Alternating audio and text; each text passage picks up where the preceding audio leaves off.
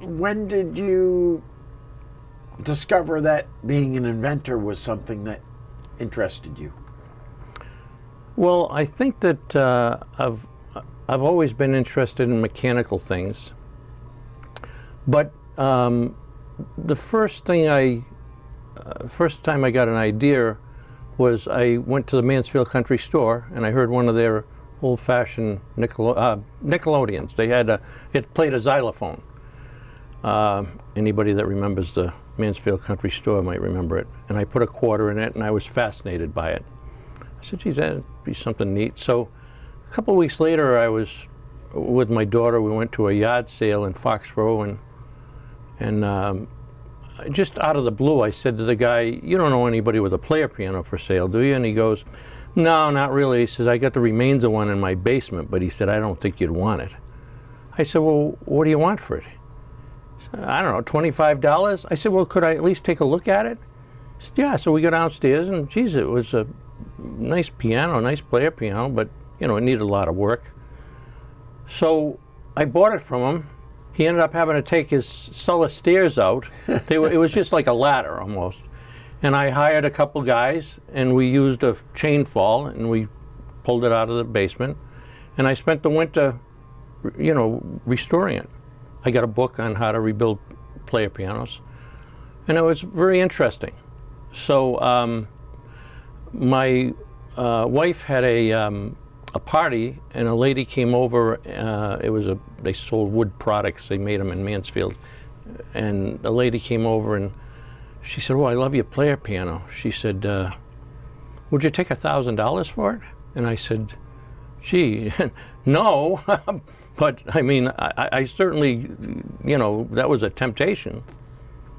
But I didn't sell it. But I ran an ad in the Sun Chronicle: player pianos rebuilt, repaired, electrified, and it put me in business. I remember that ad. You do remember that ad? Yes. That was me. Wow. So anyway, I did that. I rebuilt player pianos, and then I said, it'd be neat to build a Nickelodeon. So I took an old player piano, and I gutted it, and I saved the part that plays the piano, and I bought a special spool frame from a company in Texas, Lubbock, Texas, and I was able to build my first Nickelodeon in my living room in Foxborough. And one thing led to the next. My goal was to put 5 of them out there on location and collect the quarters. So, I got 5 of them out there at one point. I had 2 at Edaville Railroad. I had one in Mystic, Connecticut, the Mystic Seaport. There was a little plaza down there. And I had 5 of them out. And then, I started to sell them. And I got interested in other things. I realized that people like to watch the instruments play in them. So anyway, one day I was taking my daughter for a ride. I used to put her in the back of the bike. It had a bike seat. And Elvis had been gone for maybe a year. And so we're going by this apartment house, and I can hear it's Elvis's voice, and it's live music. So that's very unusual. So I took her by the hand, and we went up the stairs, and I found the apartment it was coming from with no problem, and I knocked on the door, and the guy answered, and I said, "Oh, the music you're playing," and he goes, "Oh, am I bothering anybody?" He said, "I didn't think anybody was home." I said, No, what kind of a music system is this?" And he goes, "Oh, I'm a drummer." He said, "I'm just practicing to the stereo." I said, "Really? Do you mind if I, listen?" So he said, "No." So he put on the Elvis, whatever it was, and he's playing his drums to it. So I closed the door in so I couldn't see him. I could only hear. And I experienced an illusion. It was like Elvis and his band was in the room. And I realized it was the percussion instruments mixed with the stereo. So I said, if I could do that, I can create that same illusion. Which is why we're here today. Which is why we're here today. We just experienced it for the first time. Yes. And so it took about 40 years. 40 years? But it's here, and it's still being perfected in your Still own being mind? a little bit. Yeah, there's a little bit to go, but I got a handle on it. I think it's something that people would really have fun hearing, And it's, like I said, it's taken a while to get it right. So once you have it perfected, what do you do with it? Well, at this point, I can see, with help marketing, which is my weakness, I can see it being put into lounges, for function halls, for dancing. Instead of just having a DJ with stereo, they could have live music, without the band. So I can also see it in maybe big homes where people do a lot of entertaining. It's not for an apartment. It's maybe somebody that has a nice size house and has a room where they do a lot of entertaining and invite friends over. They could have something like this. So you and I talked yesterday about patenting the idea, but as you said, patents aren't really what they used to be. I mean, you can't protect it. Yeah, the idea gets stolen easily, so quickly. Yeah, and everything. I know what's behind that screen. Yeah. Kevin knows behind that screen. Our viewers don't. Right. So most people aren't going to see what's behind that screen. Right. And if they were to hear it over their television sets, you just don't get the same experience as you do in the room. You can't feel the vibrations over your 3-inch speaker on your TV, or whatever the size is. Even over stereo speakers, you couldn't hear it. You have to actually be in the room. And what exactly do you call it? I call it real 3D sound. Real 3D. If you look up 3D sound on the internet, it's there, but it's done with speakers. This is real 3D sound. This is the same sound that people experience in a recording studio when the music is being recorded. If you're in that room, you're feeling this music, or you're feeling the music. Looks like we're in a diner. Arnold's from Happy Days. Yeah. Or Diner from American Graffiti. Yeah. There's theater Let me seats shut here. this button off a second, because I can hear that in the background. Oh, that's fine. Okay, that's yeah, fine. yeah. Actually, it looks good.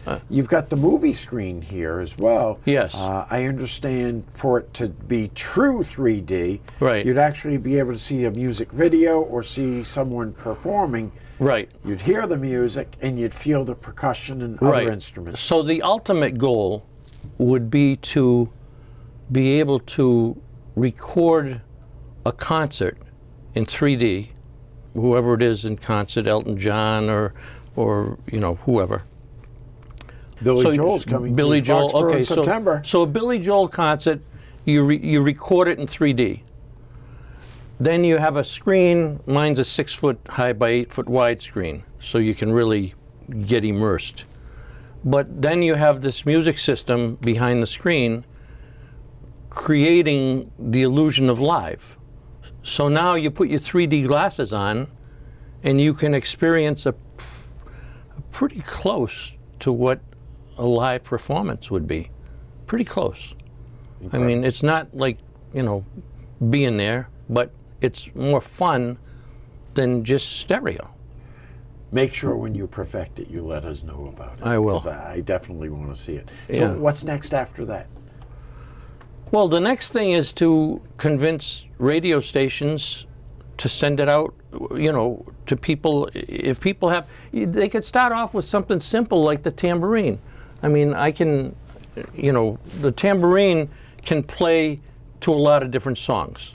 So if people don't want the whole setup, they could just start with a tambourine, and the tambourine can be synchronized to, a lot of the oldies, the Four Tops, the Supremes, Mariah Carey, that latest Christmas song she did. You can hear tambourine in that. It can be synchronized to it. So, they could put the CD in, or they can do it with Bluetooth, and then they could actually have the live music enhanced to the stereo. So it would be just more fun to listen to. What's the best part of this? Finishing a project or working and accomplishing steps along the way? Yeah, the fun of the challenge. Yeah. The challenge of doing it. And then seeing it actually materialize. That's been the most fun. And seeing the reaction of people when they actually come in the room like yourselves and they hear it for the first time, and it's like, because I told you yesterday at your office, I said, you know, you're gonna feel the same sensation, the same sounds that you feel in here at the recording studio. And you probably said, yeah, okay, you know, I don't think that's gonna happen. Well, I had no idea what I was about to say either. Right. So now you know that it is possible.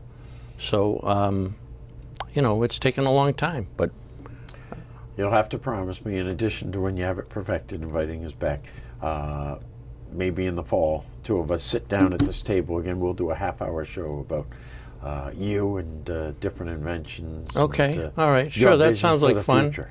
Yeah, that sounds like fun. We'll do that. But meanwhile, it's now the next challenge is marketing. I gotta find people that can help me to market this, because I don't know how to do that. I'm a good inventor. I'm creative. But when it comes to the next level, I'm in trouble, because I don't know what to do next. Maybe there's someone watching this Maybe. who will Maybe. reach out to you. That would be great. Herb, Okay. pleasure. Yeah. Thank you, you. sir. Thank you for coming.